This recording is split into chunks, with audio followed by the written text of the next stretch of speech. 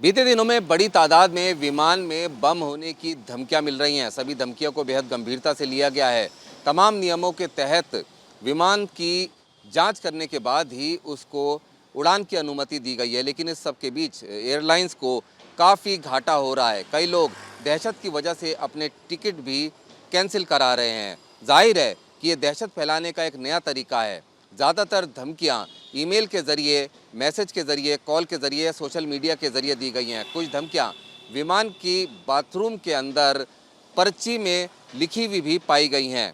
लेकिन अभी तक ना तो कोई गिरफ्तारी हुई है और ना ही इस साजिश के पीछे कौन है उसका पता लग पाया। इसके पीछे वजह यह है कि धमकियों के लिए जिस सर्वर का इस्तेमाल किया जा रहा है उसमें VPN का इस्तेमाल हो रहा है और VPN को ट्रैक करना बेहद ज़्यादा मुश्किल है, क्योंकि वो लगातार सेंड करने वाले की जो लोकेशन है उसको बाउंस करता रहता है।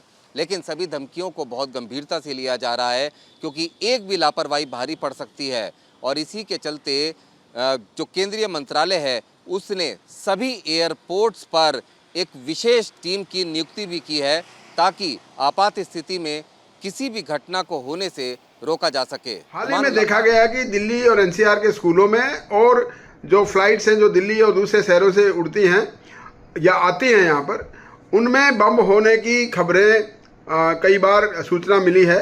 और इस प्रकार की कोई भी ऐसी सूचना अगर पुलिस को मिलती है तो उसमें पूरा स्टैंडिंग ऑपरेटिंग प्रोसीजर है, पूरी तलाशी ली जाती है फ्लाइट्स की या स्कूलों की, जहाँ भी बताया जाता है। और इससे बहुत ज़्यादा फाइनेंशियल लॉस होता है। और कभी आज तक कोई भी ऐसा कोई बम ऐसी सूचना के आधार पर नहीं मिला है। लेकिन फिर भी क्योंकि पुलिस को सारा अपना प्रोटोकॉल पूरा करना पड़ता है, नहीं करेंगे तो कभी भी कोई ऐसी अगर घटना अगर वास्तव में कोई कॉल हुई तो फिर उसके बाद उसका जवाब नहीं देना नहीं बन पाएगा। ये एक बहुत बड़ी साजिश मुझे लग रही है कि जब उग्रवादी गतिविधियां करने वाले कोई लोग हैं या किस प्रकार से जो ये काम करना चाह रहे हैं, कोई बम ब्लास्ट दिल्ली या NCR में करना चाह रहे हैं, तो वो मुझे लगता है कि लोगों पर मानसिक दबाव डालने की कोशिश कर रहे हैं।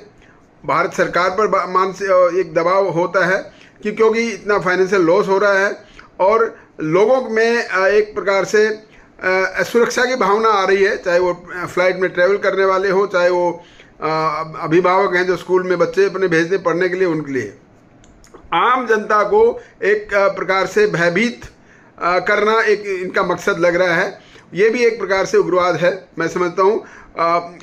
उग्रवाद का मतलब यही है कि किस प्रकार से टेररिज्म, टेरर फैलाना, वो टेररिस्ट यही लोग हैं, टेरर फैलाना, ये टेरर फैलाने वाली बात ही हो रही है।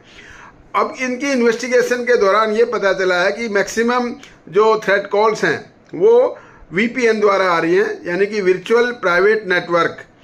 इसमें ये है कि इसमें IP एड्रेस नहीं आता है और कौन से नंबर से आया, नंबर ज़रूर उसमें रिफ्लेक्ट होता है, लेकिन वो नंबर हर बार बदलता रहता है, जंप होता रहता है।